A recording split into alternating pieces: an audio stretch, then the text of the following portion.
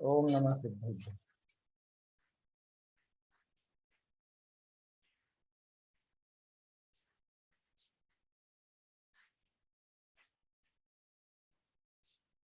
श्री जिन शासन गुरु नमो, नाना विधि सुखकार, आत्महित उपदेश करें, करें मंगलाचार, करें मंगलाचार।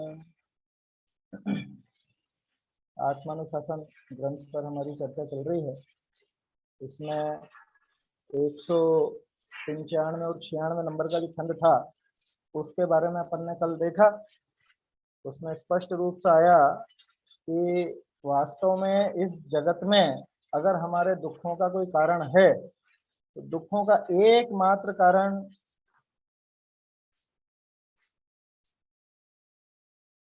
आवाज आ रही है मेरी?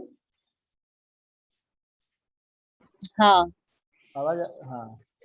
दुखों का एकमात्र कारण हमारा ये शरीर ही है। अगर ये शरीर नहीं हो तो हमें कोई भी दुख नहीं होगा। तो वास्तव में इस शरीर से ही सारे के सारे दुख जुड़े हुए हैं। शरीर मिलता है तो इंद्रियां मिलती हैं, इंद्रियों की तरह तरह की इच्छाएं होती हैं।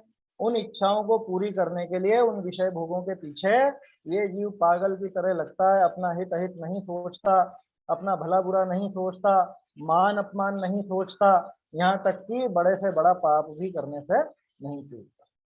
तो कुल मिला के बात ये निकलती है कि ये शरीर ही वास्तव में हमारे लिए दुख का कारण है। एक बात उसमें और थी, इसके बाद भी ये सारी बात जानने के बाद भी जो शरीर का तो पोषण करते हैं और विषय सेवन करते हैं वो कैसे हैं कि वो वास्तव में विष पी करके जीना चाहते हैं। उनकी भावना ऐसी है कि ये विष भी पिए और जिंदा भी रहें, ऐसी ऐसी इच्छा समझना। जो शरीर को रख करके और 5 इंद्रिय के विषय भोगों में लग करके अपने समझ लो सुखी होना चाहते हैं, वो विष पीकर जीना चाहते हैं। तो कितनी संभव है ये बात? तो जैसे विष पी करके जिंदा नहीं रहा जा सकता, उसी तरह से शरीर के रहते हुए, शरीर का पोषण करते हुए और विषय भोगों का सेवन करते हुए भी सुखी नहीं हुआ जा सकता। ये इसमें से बात निकल कर के आती है। अब देखिए, जो अपन ने लगभग 148 नंबर छंद के बाद जो प्रकरण चला था, जहाँ पे मुनि पना धारण करके जो भ्रष्ट होते हैं या जो बिल्कुल विपरीत प्रवृत्ति करते हैं, उनकी बहुत वहां पर खिंचाई हुई थी। बहुत वहां पर आचार्य देव ने वहां पे संबोधन भी किया था कि तू कहाँ ये पागल बन रहा है, तू कहाँ पागल हो रहा है इन विषय भोगों के पीछे, तू अपनी गरिमा को समाप्त कर रहा है विषय भोगों के पीछे। उसी बात से मिलती जुलती बात अब वापस से आती है, यहाँ भी आ रही है। लगभग ये 2 छंदों के अंदर ये बात आएगी। बहुत सुंदर छंद है और समझने लायक है। आया समझ में? समझने लायक है। बहुत से लोग तो ऐसा आक्षेप लगाते हैं ना कि अरे अपने को क्या करना, जैसे हैं वैसे। अरे ये आचार्य देव ने क्यों लिखा, ये तो सोचो। अच्छा, कोई कह सकता है कि आचार्य देव यहाँ पे उनके साथ वाले मुनियों को समझाने के लिए लिख रहे होंगे, आपके लिए नहीं लिखा होगा। अरे तो ये हमको नहीं समझना है क्या? हमें खुद को ये मालूम नहीं करना है कि मुनिपना कैसा होता है, मुनि बनना कैसा होता है, किस तरह के मुनिराज होते हैं, किस तरह से मुनिराज का स्वरूप है, किस तरह का नहीं है। ये बात क्या हमको पता नहीं होनी चाहिए? इसलिए आचार्य देव ने यहाँ लिखा। ना सिर्फ वो जो अपने साथ में कोई भ्रष्ट हुए हैं उनको समझाया है, बल्कि श्रावकों को भी ये बात समझाई है कि भैया मुनिपना इस तरह का होता है, मुनिराज का स्वरूप इस ढंग का होता है। विषय भोगों को चाहे, उन विषय भोगों को पहले तो छोड़ा और फिर वापस उनको चाहे और उनकी चाह में तरह तरह के पाप करे, ये बिल्कुल भी उचित नहीं है, उस पद के लायक नहीं है, ऐसा समझना चाहिए। देखते हैं अपन अगले छंद देखते हैं। आगे कहे हैं, शरीर को तपादिक करी पीरा उपजावते हु मुनि, कली काल के दोष ते पर्वत की गुफादिक काय क्लेश के स्थानक, तिनको तज करी ग्राम के समीप आए बसे हैं, ऐसा दिखा गया। क्या कह रहे हैं यहाँ पे कि शरीर को तप आदि के द्वारा पीड़ा उपजाते हुए भी, मुनिराज ने तो काय क्लेश धारण किया था ना, मुनिराज ने तो ये तप अंगीकार किया था ना, मुनिराज की प्रवृत्ति तो ऐसी थी ना कि सारे विषय भोगों को छोड़ करके वो वन जंगल में गए, 5 इंद्रियों का विजय किया।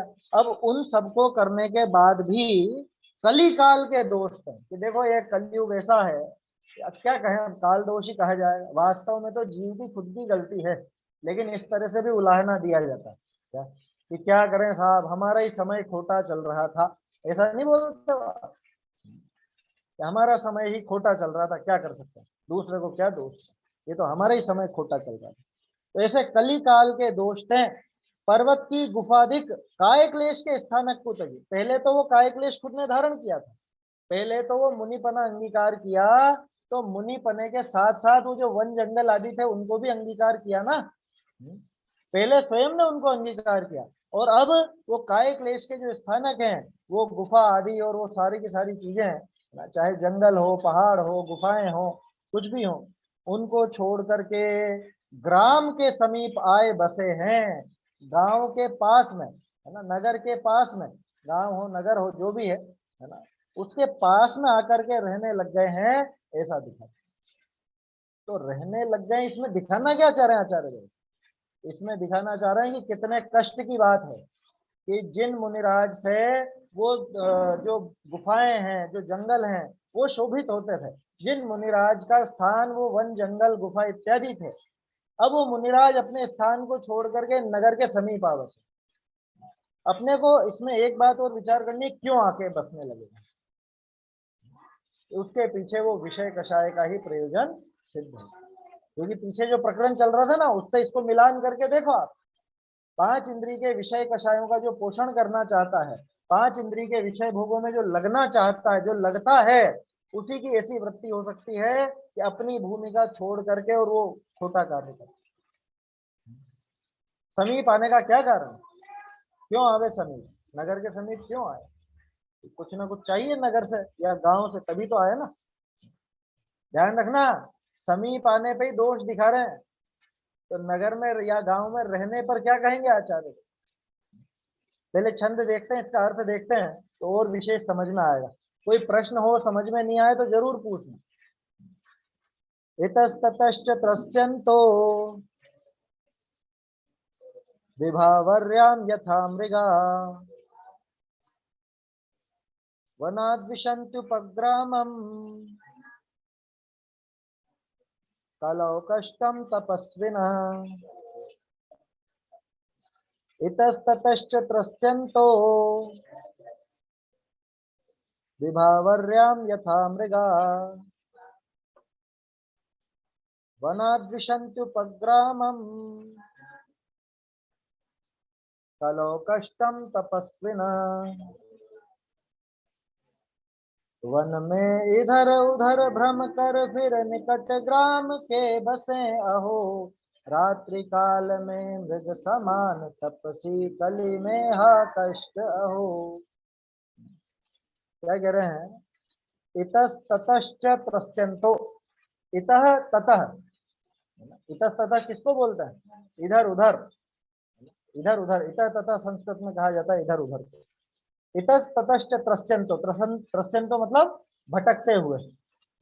विभावर्याम यथा मृगा, कि जैसे विभावरी में, विभावरी किसको बोलते हैं, विभावरी माने रात्रि काल, रात का नाम है, आधी रात नहीं, रात, विभावरी बोलते हैं रात। पूजन में आता है ना, प्रभो बीती विभावरी आज, हुआ अरुणोदय शीतल छांव, तो वो विभावरी माने रात्रि काल। तो रात के समय यथा मृगा है, कहाँ लिया रात, आज है वो तो, प्रभो बीती विभावरी आज, बीती विभावरी रात थोड़ी ना। देखो, तो क्या कह रहे थे कि यथा मृगा, जैसे मृग, मृग माने हिरण, वैसे तो मृग का अर्थ होता है जंगली जानवर, है ना, ये ध्यान रखना, मृग शब्द का अर्थ जंगली जानवर होता है। फिर भी अब यहाँ पे हिरण मुख्य रूप से लेना, क्यों, क्योंकि यहाँ पे भयभीत जानवर का उदाहरण है। यथा, यथा माने जिस तरह से जो मृग हैं, मृगगण हैं, वो इतस्ततश्च त्रस्यन्तो, भले वो दिन भर इधर उधर घूमते रहते हो, जंगल में इधर उधर रहते हो, लेकिन रात के समय कैसे हो जाते हैं, वनाद विशंति उपग्रामम, वनात वन से आकर के, उपग्रामम ग्राम के समीप, उपविशंति आकर के ठहर जाते हैं, आकर के निवास करने लगते हैं। समझ में ही बात। वनाद विशंति उपग्रामम, उपग्राम, उपग्राम माने गांव के समीप, गांव के नजदीक। आया समझ में, गांव से दूर नहीं, गांव के नजदीक रहने लग गए। अच्छा, गांव में रहने लग गए ये नहीं कह रहे हैं अभी तक, अभी तो गांव के समीप रहने की बात है। ये कब लिखा था उन्होंने? 1200 साल पहले। उस टाइम पर तो नगर में निवास एकाएक करते नहीं थे। यूं समझ लो, ये जो वसतिकाएं बनाने की या जो नसिया होती है ना, नसिया, ये नसिया की परंपरा उस टाइम पर लगभग चालू हो चुकी थी। और नसिया कहाँ बनाई जाती थी, है ध्यान? कभी भी नगर के बीच में नहीं होती थी नसिया। वो तो अब नगर बढ़ गए, गांव बढ़ गए, आगे निकल गए तो नसिया बीच में आ गई। वैसे नसिया हमेशा शहर के बाहर ही होती थी। कभी भी देखोगे तो पुराने शहर से बाहर ही मिलेगी। अब नया शहर उसके आगे बढ़ गया, वो अलग बात है। जैसे जयपुर में भट्टारक जी की नसिया, वो बहुत बाहर ही थी, लेकिन अब तो बीच में आ गई वो, क्योंकि अब वो शहर ही इतना ज्यादा बढ़ गया, बहुत बाहर निकल गया। अपने यहाँ पे भी जो नसिया है वो शहर के बाहर ही है। अब ये बात अलग है कि उसके बाहर भी आगे बढ़ गए लोग। तो ये जो नसिया या वस्तिका का सिस्टम चला, ये उस टाइम से चला था, है ना, मतलब चालू ही हुआ होगा। और गुणभद्राचार्य को तो उसमें भी इतना खेद लगा कि अरे देखो, कि जैसे यथा मृगा, कि जैसे मृगगण, ये भयभीत जो जानवर होते हैं, हिरण वगैरह, ये हिरण वगैरह इतस्ततश्च त्रस्यंतो, कि दिन भर तो इधर उधर घूमते हैं, लेकिन विभावर्याम यथा वनाद विशंति उपग्रहम, कि जैसे विभावरी में रात को डर के मारे, क्योंकि उनसे भी ज्यादा बड़े भारी जानवर है ना वहां पे, शेर वगैरह, उनके डर से, शेरों के डर से या और विशेष जंगली जानवरों के डर से वन छोड़ करके, जंगल छोड़ करके, विशंति उपग्रामम, उपग्राम नगर के ग्राम के समीप। समझ में आई बात? ये शब्द याद रखना। उपनगर बोलते हैं ना, उपनगर, उपनगर किसको कहते हैं? कि नगर के पास जो उसको उपनगर कहते हैं। ऐसे ग्राम के पास जो उसको उपग्राम। वनात विशंति उपग्रामम, कि वन को छोड़ करके, वन से वो उपग्राम पर, उपग्राम में यानी कि गांव के समीप में आकर के रहने लगे। ये कलो कष्टम तपस्विना, ये तपस्वियों के लिए तो ये बहुत कष्ट की बात है। समझ में आई बात? कि तपस्वी वहां जंगल छोड़ करके और गांव के समीप रहने लग गए, ये तो बहुत कष्ट की बात है। कौन कह रहा है? ये स्वयं गुणभद्र आचार्य कह रहे हैं, आचार्य। उनको ये कष्ट हुआ, अरे तुम्हारा पद वो नहीं था, है ना, वो तो छोड़ करके तुम इधर आए थे, घर आदि छोड़ करके तो तुमने ये वन ग्रहण किया था, ये गुफाएं ग्रहण की थी, ये पहाड़ नदियां ग्रहण की थी। अब घर छोड़ करके, नगर गांव छोड़ करके, जो जंगल आदि में बसते थे, अब वो जंगल छोड़ करके डर के मारे वापस वो नगर ग्राम के। डर तो क्या है, दो चीजें हैं, एक डर, एक लोभ, विषय कषाय का तो लोभ, और उसका भय, है ना, प्रतिकूल परिस्थितियों का भय, अनुकूल परिस्थितियों का लोभ। इन दोनों के वश होकर के वो नगर के समीप या ग्राम के समीप रहने लग गए हैं। ये बहुत कष्ट की बात है, बहुत ज्यादा कष्ट की बात है, खेद की बात है। समझ में ही बात? कितना कष्ट है, कितना, एक तरह से इसमें कितना उनको दुख हुआ होगा, सोचो। अरे ये अपनी जगह नहीं थी, ये अपने करने लायक काम नहीं था, ऐसा काम क्यों करते हो, ऐसा उन्होंने उनको उपदेश। वो कह रहे कलो कष्टम तपस्वी में, कलो, कलो मतलब कलयुग में, ये जो कलयुग है, ये जो खोटा काल है, इसकी वजह से ऐसी प्रवृत्ति दिखती है। तो ठीक है साहब, उनका तो दोष नहीं है ना फिर। अरे दोष तो उस जीव का ही है जिसने कार्य किया, वो जीव का ही दोष है। लेकिन उलाहना इस तरह से भी दिया जाता है कि क्या करें साहब, है हमारा ही समय खोटा था, जो ये बच्चे बच्ची ऐसे हो गए, ये बच्चे बच्चे हमारी बात नहीं मानने लगे, परिवारजन हमसे विरुद्ध हो गए, हमारा ही खोटा समय चल रहा है, ऐसा उलाहना दिया जाता है। कहना तो क्या चाह रहे हैं, कहना तो ये चाह रहे हैं कि ये घर वाले इतने दुष्ट हो गए, है ना। और बहाना किसका ले रहे हैं कि क्या करें, समय खोटा चल रहा है। वैसे ही आचार्य देव ने इस तरह से उलाहना दिया, तो भैया ये बिल्कुल उचित नहीं है।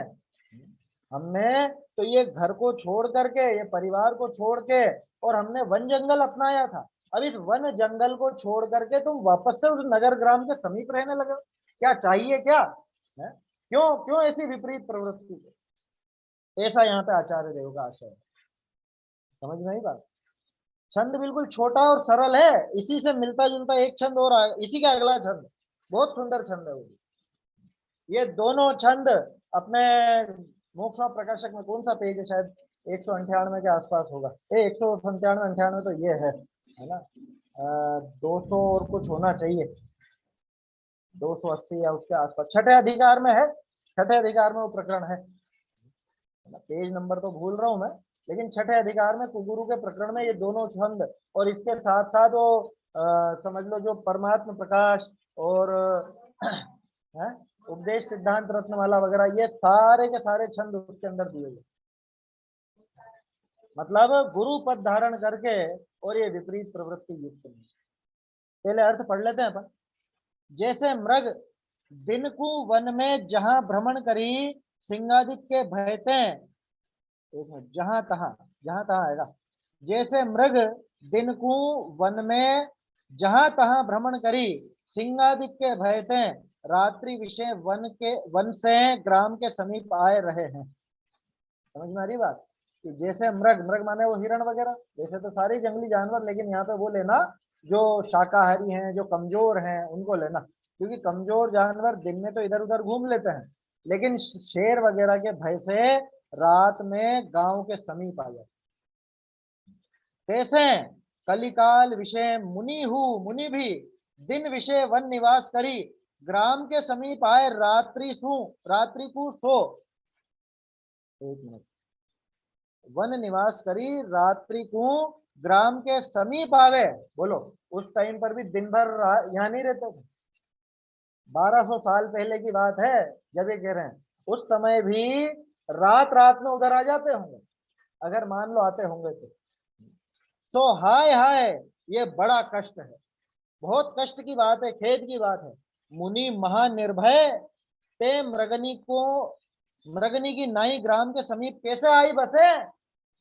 बताओ कि मुनिराज तो इतने निर्भय होते हैं, अत्यंत निर्भय होते हैं। सोचो तो सही, कुंद कुंदाचार्य 11 वर्ष की उम्र में, 11 साल का कितना बड़ा होता है, ये इसके बराबर 11 साल का, इतने इतने छोटे, हमारे बच्चे हैं, बच्चों के बराबर। इस उम्र में उन्होंने दीक्षा ली, और वन जंगल में कितने भयंकर उन्होंने तप किए, सोचो आप कितने उग्र तप किए। वो कुंद आचार्य को 44 वर्ष की उम्र में उनको आचार्य पद मिल गया, 11 साल की उम्र में दीक्षा ली, 33 साल मात्र उन्होंने तप किया। मतलब इतनी कम उम्र में आचार्य पद मिलना मामूली बात है, और उस टाइम पर 2000 वर्ष पहले सोचो, जब प्रवृत्ति कितनी कठोर होती थी मुनि, उस टाइम पर उनको 44 वर्ष की उम्र में वो मुनि पद मिल गया, सॉरी आचार्य पद, मुनि पद तो 11 वर्ष की आयु में ही ले लिया। वो डरते नहीं थे, 8 साल के जिनसे नाचार्य, आदि पुराण लिखा ना जिन्होंने, 8 साल के थे, 8 साल के, 8 वर्ष के बालक, और दीक्षा ले ली उन्होंने, दीक्षा लेकर के चले गए। वो आदिनाथ जी के 923 पुत्र, वो 8 वर्ष के हुए, उन्होंने दीक्षा ली, बोले तो ये बोले कि हमको तो दीक्षा दी। 20 उदाहरण दिए हैं ना, उसमें है ये 183 पेज पे, 183 183 पेज पर मोक्ष प्रकाशक में 183 पेज पर छठा अधिकार है, कुगुरु का प्रकरण है। आए समझ में, कुदेव कुधर्म और कुगुरु। किसी का ऑडियो चालू, माइक चालू है, माइक बंद कर लीजिएगा अपना अपना।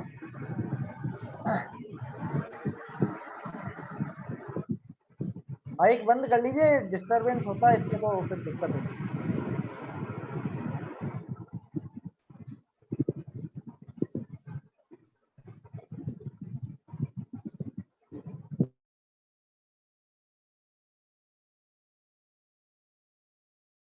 चलिए, है ना, सुनिए ध्यान से।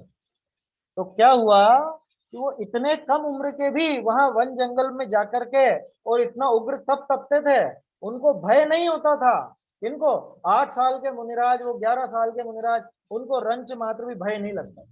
और ये कैसा भय है कि ये वन जंगल छोड़ करके नगर के समीप आकर के रहने लग गए, ये गुणभद्राचार्य को इतना भारी कष्ट।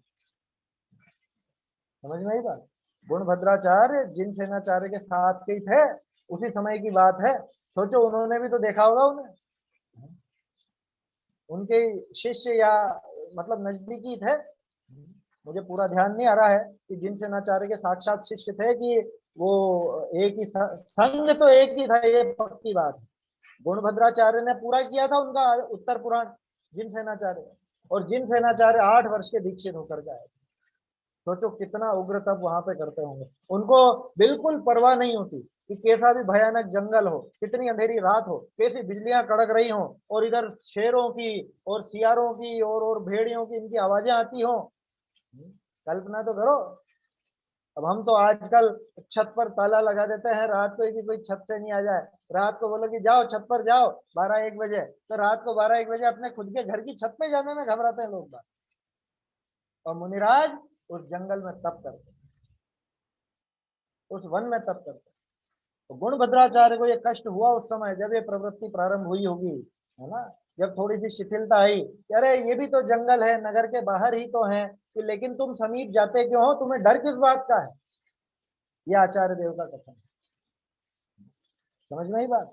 किसने लिखा है ये? टोडरमल जी लिख रहे हैं क्या? ये कोई अभी का कोई विद्वान कह रहा है? ये 1200 साल पहले गुणभद्राचार्य ने कहा कलो कष्टम तपस्विना, ये बहुत कष्ट है, ये कलयुग में ये भयंकर कष्ट की बात है कि ये तपस्वी वन छोड़ करके उपग्राम, उपग्राम ग्राम में तो लिखा ही नहीं, उन्होंने कहा ही नहीं कि गांव में निवास कर रहे हैं। आज की परिस्थिति देखते तो क्या लिखते गुणभद्राचार्य, आप सोचो, कल्पना। ये गांव के समीप रहने में उनको इतना कष्ट हो रहा है। वो नहीं रहते थे, जो दूसरे रहते थे तो उनको कष्ट होता था कि अरे मुनि पने पर कलंक लगाते हैं। ये मुनि होकर के वन जंगल में ना रह करके गांव के, नगर के समीप रहने लगे। समीप रहने जितने में उनको कष्ट होता था, तो जब ये पता चले कि अरे अब तो अंदर ही रहने लगे हैं, गांव में या नगर में ही रहने लगे हैं, परमानेंट वो कमरे बन गए हैं या कुछ ऐसे हो गए हैं, क्या लिखते सोचो आप।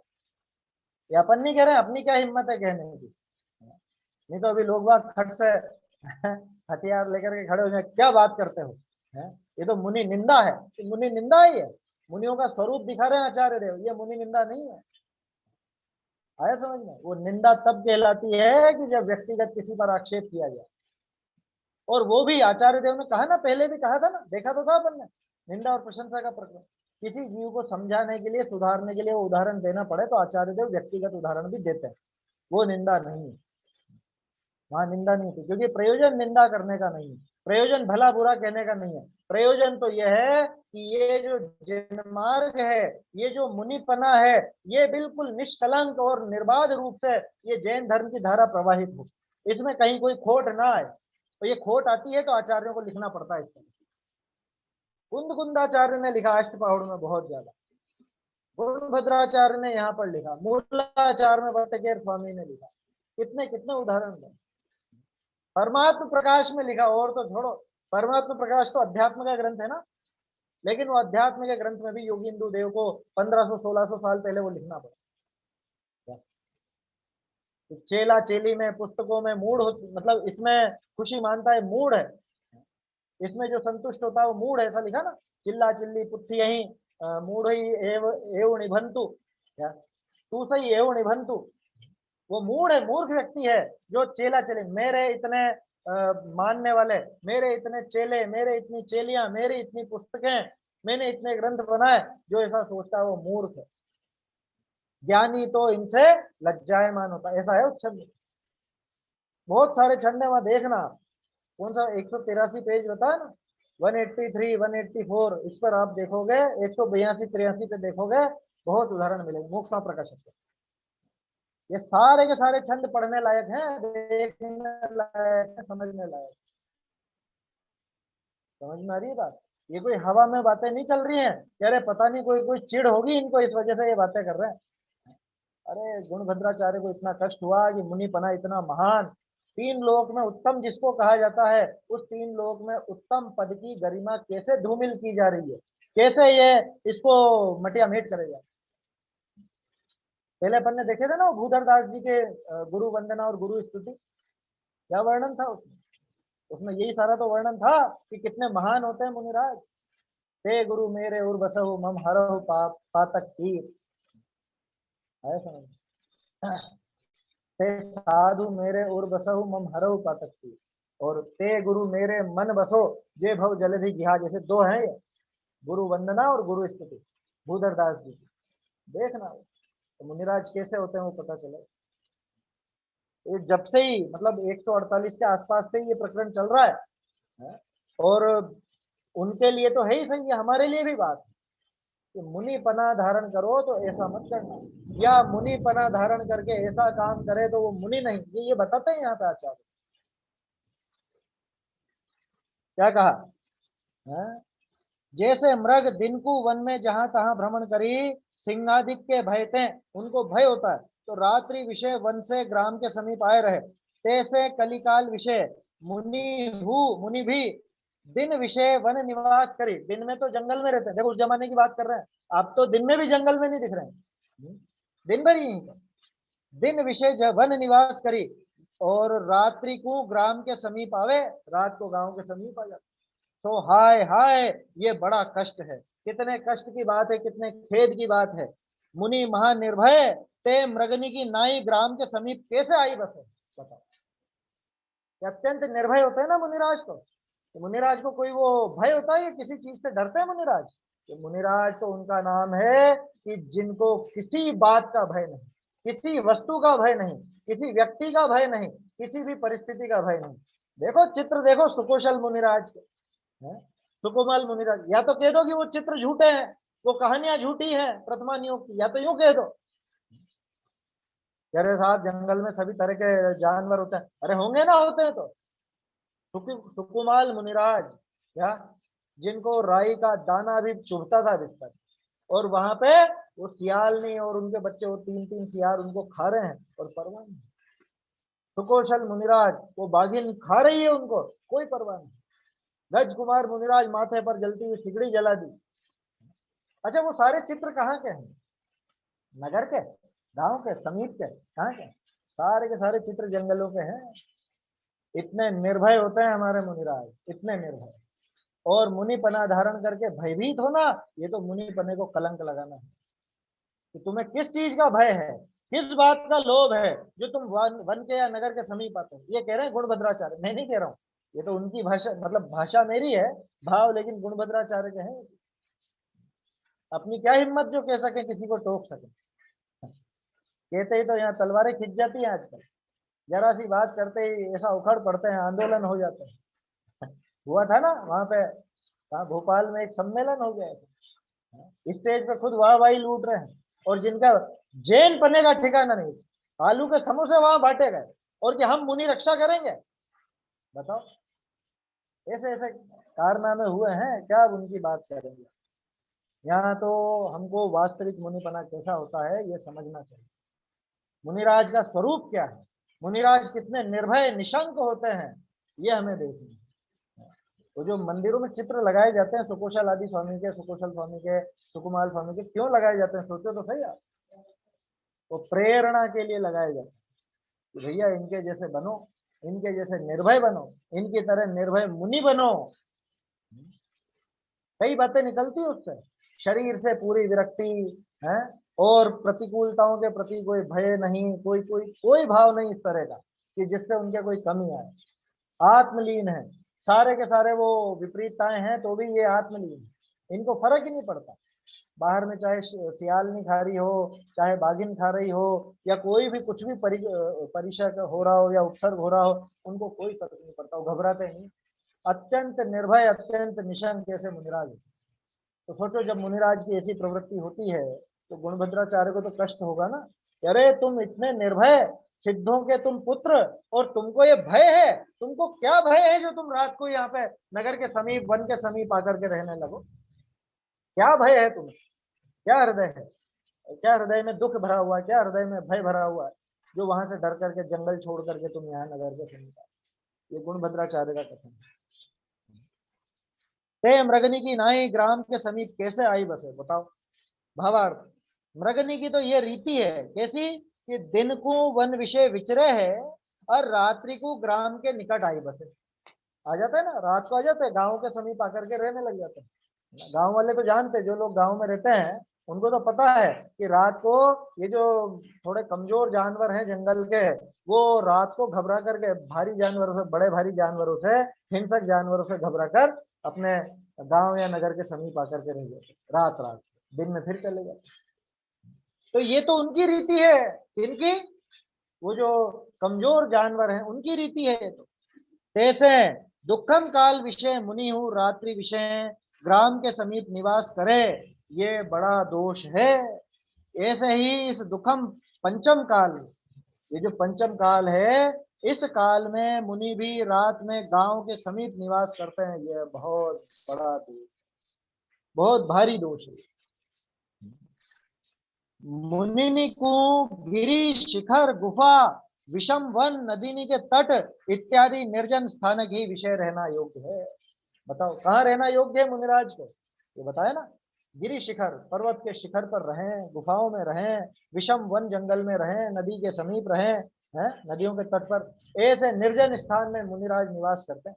और निवास तो क्या करते हैं, थोड़ी देर रुकते हैं फिर चल पड़ते हैं, है ना। एक जगह रुकने का तो है ही नहीं ना मुनिराज के, निरंतर विहारी होते हैं, निरंतर विहारी, अनियत विहार, आया समझ में, निरंतर अनियत विहारी, एक जगह ठहरते नहीं। तो कैसे वो वहां पर रहें? नहीं रहते। अब सोचो, गांव के समीप रहने में जब उनको इतना दुख हो रहा है, उसकी मना कर रहे हैं, तो गांव के अंदर, शहर के अंदर रहने में फिर क्या कहेंगे? समझ में आ रही है बात? गुणभद्राचार्य कह रहे हैं ये किसी एरे गेरे की बात नहीं है, कोई आज के किसी व्यक्ति की बात नहीं है, कोई पंडित की विद्वान की बात नहीं है, ये टोडरमल जी की बात नहीं है। टोडरमल जी ने तो बस हिंदी में अर्थ और भावार्थ लिखा है, छंद तो पूरा ये का ही कहता है ना, छंद में कोई और बात आ रही है क्या? यही लिखा है छंद में, कलो कष्टम तपस्विना, क्या वनाद विशंति उपग्राम। मैं कुछ गलत अर्थ बता रहा हूं तो बोलना, संस्कृत में कुछ और अर्थ निकलता हो तो, है आप में से कोई विशेष विद्वान ऐसा बैठा हो और कि नहीं नहीं इसका ऐसा अर्थ नहीं, तो बता देना भैया, डिक्शनरियों से मिलान करके देख लेना ये कही गया। वनाद विशंति उपग्रामम, उपग्राम माने ग्राम के समीप, गांव के समीप आकर के रहने लगे, ये बहुत कष्ट की बात है। तो गांव के समीप रहने लगे उसमें कष्ट है, तो गांव में रहने पे तो कितना कष्ट होगा सोचो। क्या कष्ट है वहां पे, क्या तकलीफ है? अनुकूलता ही तो है। अरे इस बात का कष्ट है कि ये वन जंगल छोड़ करके अपना मुनिपना एक तरह से मलिन करते हैं, गांव के नजदीक आकर के मुनिपना मलिन करते हैं, कि हमारे मुनिपने पर ये कलंक लगाते हैं। ये कह रहे हैं गुणभद्राचार्य, कि देखो हम तो यहाँ रहते हैं, यहाँ है हमारा निवास, तो वन जंगल में, गुफाओं में, कोटरों में, और ये ऐसे स्थान पर रह करके, बोलो कैसी जगह होती है? वो सब लिखा है ना वहां पर, शून्यागार, विमोचितावास, परोपरोधाकरण, ये सारी चीजें आती है ना। पढ़िए मूलाचार, पढ़िए प्रवचन सार जी की 200 गाथा के बाद में पढ़िए, हैं, और रत्नकरण में तो खैर श्रावकाचार का है, और मूलाचार देखिए, बहुत सारे ग्रंथ हैं, आत्मानुशासन भी इसी तरह।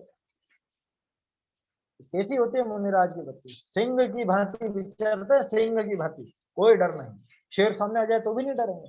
अरे वो तो क्या कहते हैं कि ये सिंह क्या मिला है, मानो मित्र ही मिला है, ये तो मेरा मित्र है, मैं तो इस शरीर से जैसे तैसे छुटकारा पाना चाह रहा हूँ, अभी मैं ध्यान में बैठता हूँ, ये शरीर से मुझको ये अलग करवा देगा।